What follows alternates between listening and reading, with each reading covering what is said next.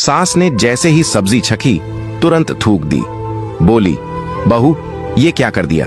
सब्जी में इतना नमक और इतना मिर्च है कि इंसान तो क्या जानवर भी नहीं खाएगा। दुकान पर टिफिन भेजने का टाइम हो गया है, अब क्या भेजूंगी? बहू भी घबरा गई।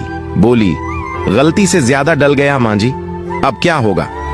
सास ने फुर्ती से थोड़े आलू उबाले और सब्जी में डाल दिए। सब्जी सही हो गई।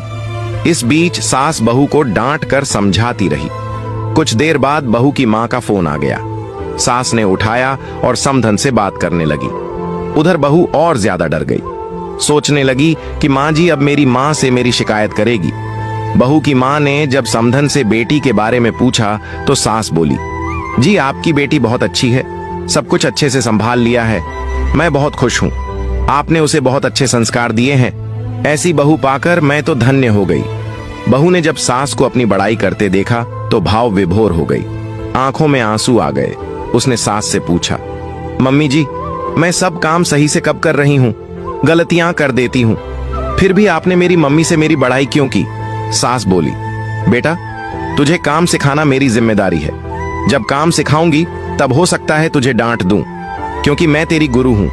मगर सीखना सिखाना, गलतियां करना, ये हमारे घर के अंदर की बात है। इस बात को बाहर के किसी भी व्यक्ति को नहीं बताना चाहिए, वरना रिश्ते खराब होते देर नहीं लगती।